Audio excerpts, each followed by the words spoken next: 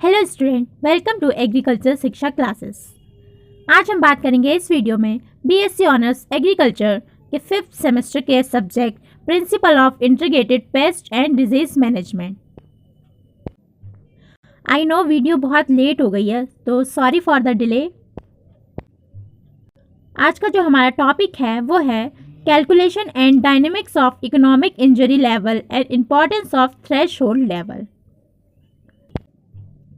यह वह बिंदु है जहां कीटों से होने वाला नुकसान इतना बुरा होता है कि कीटों को कंट्रोल करने की तुलना में नुकसान की रिपेयर करने में अधिक खर्च होता है। अब बात करते हैं ETL यानी कि इकोनॉमिक थ्रेशहोल्ड लेवल। यह एक चेतावनी संकेत है। यह आपको बताता है कि कीटों को उस हानिकारक बिंदु तक पहुंचने से पहले कब कंट्रोल करना स्टार्ट करना है। तो ये दोनों की डेफिनेशन है। तो अब बात करते हैं कैलकुलेशन एंड डायनेमिक्स की। इकोनॉमिक इंजरी लेवल आर्थिक चोट स्तर वह स्तर है जहां इंसेक्ट की पॉपुलेशन क्रॉप को इकोनॉमिक नुकसान पहुंचाने लगती है। यह वह पॉइंट है जहां इंसेक्ट को कंट्रोल करने की लागत इंसेक्ट द्वारा पहुंचाए गए नुकसान के मूल्य के बराबर होती है।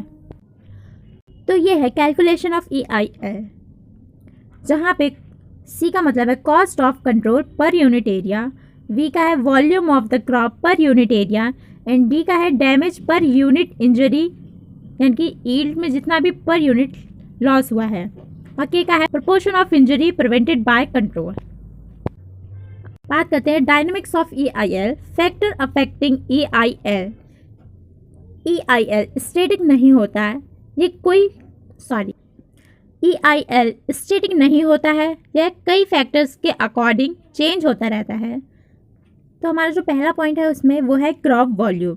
क्रॉप का प्राइस जो है वो हाई हुआ तो EIL है वो लो होगा, और क्रॉप का प्राइस लो हुआ तो EIL है जो हाई होगा। सेकंड की बात करें cost of control.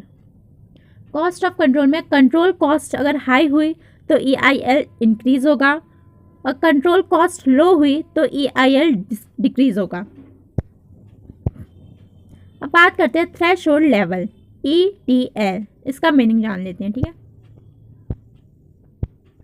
Economic threshold level ETL way paste population level होता है जहां कंट्रोल एक्शन लेना ज़रूरी होता है ताकि पेस्ट पॉपुलेशन EIL तक पहुंचने से पहले ही कंट्रोल हो जाए। यहाँ पे मैंने पॉइंट्स लिखे हैं नोट करके, वो है ETL EIL से हमेशा कम होता है। अब बात करते हैं इंपॉर्टेंस ऑफ थ्रेशहोल्ड लेवल। पहला पॉइंट है avoiding unnecessary pesticide use. ETL follow करने से फालतू स्प्रे से बचा जा सकता है। सेकंड पॉइंट है कॉस्ट इफेक्टिव पेस्ट मैनेजमेंट, सिर्फ ज़रूरत पड़ने पर ही कंट्रोल किया जाता है। थर्ड पॉइंट है environmental safety, come pesticide use soil water and beneficial insect safe रहते हैं। इसमें अगर हम कम पेस्टिसाइड का यूज़ करेंगे तो इसमें soil water beneficial insect safe रहते हैं।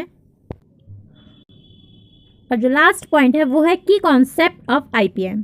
ETL इंटीग्रेटेड पेस्ट मैनेजमेंट का सबसे इम्पॉर्टेंट प्रिंसिपल है। तो यही है आज की वीडियो में। आज का टॉपिक इतना ही है, मिलते हैं नेक्स्ट वीडियो में।